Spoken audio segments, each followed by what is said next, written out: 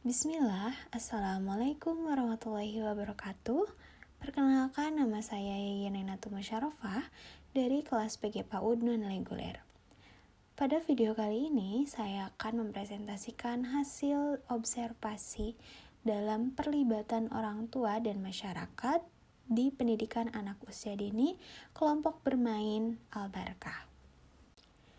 Adapun materi yang akan saya bahas yaitu yang pertama hasil observasi, yang kedua masalah, yang ketiga saran atau solusi, yang keempat yaitu tindak lanjut. Hasil observasi pengelolaan sekolah dan masyarakat secara umum di sini terbagi menjadi 4. Nah, yang pertama ada komunikasi 2 arah. Dalam komunikasi ini di sekolah Kabar Al-Barkah ada buku penghubung, komunikasi melalui WhatsApp, dan pertemuan rutin.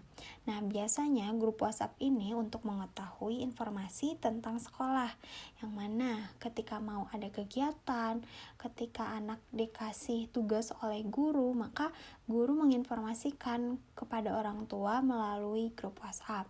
Nah, di sekolah Kabar Al-Barkah juga diadakannya pertemuan rutin bersama orang tua, yang mana pihak sekolah berdiskusi dengan orang tua perihal perkembangan anak, atau program-program yang akan dilaksanakan, dan juga ketika akan ada kegiatan seperti pentas seni, karnaval, dan lain-lainnya. Nah, yang kedua yaitu ada pendidikan keorangtuaan. Nah, di sekolah Kabar Al-Barkah ini setiap 1 tahun 2 kali diadakannya parenting untuk orang tua. Jadi di setiap 1 semester diadakannya 1 kali. Di semester 1 1 kali, di semester 2 1 kali. Nah, parenting tersebut supaya orang tua mengetahui tumbuh kembang pada anak dan bisa diterapkan oleh orang tua kepada anak, supaya dalam parenting ini orang tua dikasih bekal untuk mengetahui perkembangan dan tumbuh kembang pada anak yang baik itu seperti apa. Nah, yang ketiga yaitu belajar di rumah. Di sekolah Kabar Al-Barkah ini, anak diberikan tugas untuk mengerjakannya di rumah. Nah, sebelumnya di sekolah tersebut, anak tidak diberikan tugas untuk dikerjakan di rumah. Nah, awal mulanya program ini yaitu ketika orang tua dan pihak sekolah bermusyawarah terhadap perihal program-program sekolah. Nah, orang tua memberikan saran kepada pihak sekolah agar anak diberikan tugas untuk dikerjakannya di rumah. Dan juga orang tua siap untuk mendampingi anaknya ketika belajar di rumah. Nah, sekolah juga memantau aktivitas belajar anak di rumah dengan melihat video anak. Jadi orang tua memvideokan anaknya ketika belajar di rumah, lalu dikirimkan ke grup atau langsung kepada gurunya untuk mengetahui perkembangan tumbuh kembang anak ketika ia belajar di rumah. Nah, dalam kegiatan ini juga pihak sekolah tidak memberikannya tugas setiap hari kepada anak. Jadi ada jadwal tertentu untuk memberikan tugas kepada anak. Yang keempat yaitu kolaborasi dengan masyarakat.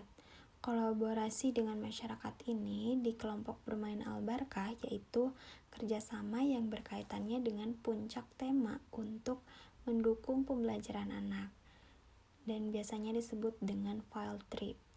Nah, contohnya dalam program ini yaitu ketika puncak temanya profesi, anak datang ke pemadam kebakaran, pengolahan sampah, dan pihak sekolah bekerja sama atau MOU dengan pemadam kebakaran dan lainnya ketika bersangkut paut dengan tema pada anak. Dan di sekolah Kabar Al-Barkah ini sudah bekerja sama dengan pemadam kebakaran, pengolahan sampah. Nah, selanjutnya ada perlibatan orang tua dan masyarakat dalam masalah kekerasan pada anak usia dini. Nah, dalam masalah kekerasan pada anak usia dini, di sekolah Kabar Al-Barkah ini pihak sekolah memberikan pemahaman kepada orang tua terkait permasalahan kekerasan pada anak, dan juga guru memantau kebiasaan anak di sekolah. Nah, di sekolah tersebut juga ada poster self-talk, yang mana jadi anak mengetahui mana yang baik dan mana yang gak baik, mana yang harus dilakukan dan mana yang tidak dilakukan. Dengan terbiasa melihat poster self-detox di setiap ruangan, maka anak akan terbiasa, oh iya bahwa ini tuh jangan dilakuin karena tidak baik. Nah, selanjutnya ada perlibatan orang tua dan masyarakat dalam pendampingan media anak usia dini. Nah, dalam perlibatan orang tua dan masyarakat dalam pendampingan media anak usia dini ini yang dilakukan di Sekolah Khobar Al-Barkah yaitu menggunakan media cetak seperti buku dan juga memanfaatkan media digital. Nah, ketika menggunakan media digital, anak didampingi dan dibatasi.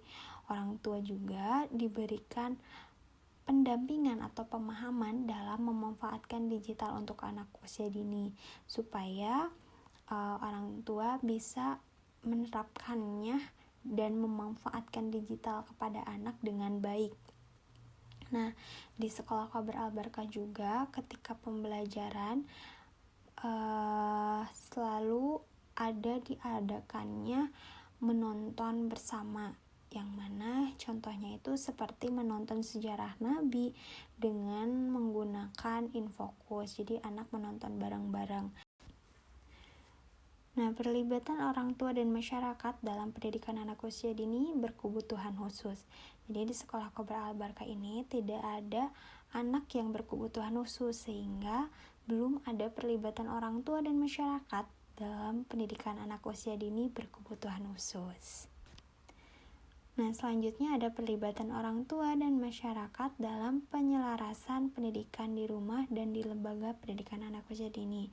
Nah, yang pertama di sini ada komunikasi orang tua dan pendidik terhadap perkembangan anak dengan komunikasi langsung maupun komunikasi tidak langsung. Nah, dalam komunikasi tidak langsung, guru dengan murid menggunakan via WA agar mengetahui perkembangan anak. Karena tidak semua orang tua bisa ke sekolah karena memiliki kesibukannya tersendiri gitu, sehingga ketika ada orang tuanya yang sibuk bisa menanyakan menggunakan via WA. Nah, yang kedua ada dorongan orang tua dan masyarakat dalam penyelarasan pendidikan.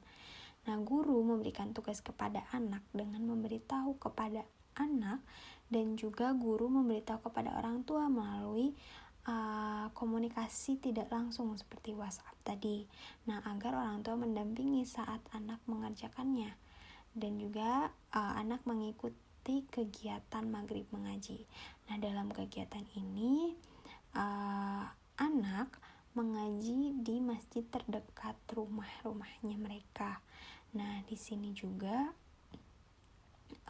terkadang ada orang tua yang tidak mengizinkannya anak itu untuk maghrib mengaji di masjid terdekat, sehingga cukup maghrib mengajinya itu di rumahnya masing-masing. Nah, tujuan dari mengikuti program maghrib mengaji ini supaya anak terdorong dalam ilmu agamanya. Selanjutnya yaitu perlibatan orang tua dan masyarakat dalam kegiatan kreatif di pendidikan anak usia dini. Yang pertama yaitu lomba kreativitas anak dan orang tua. Nah, kegiatan ini biasanya dilakukan ketika ulang tahun Himpaudy, yang mana anak dan orang tua bekerja sama untuk menggambar tas sekreatif mungkin. Nah, yang kedua yaitu pentas seni. Orang tua murid tampil bersama anak, contohnya seperti tari. Bukan hanya itu saja, jadi setiap mau diadakannya pentas seni, orang tua tampil qasidah, sehingga orang tua aktif untuk berlatih dan bisa kumpul, meskipun ada sebagian orang tua yang tidak bisa kumpul, tapi kumpul untuk latihan tetap berjalan. Nah, yang ketiga di sini ada karya wisata.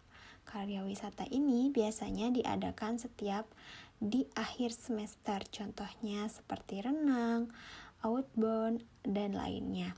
Nah, pada kegiatan ini orang tua itu ikut berpartisipasi, bukan hanya anak saja gitu. Jadi orang tua ikut mendampingi anak, karena ketika karya wisata orang tua itu sangat penting untuk mendampingi anak.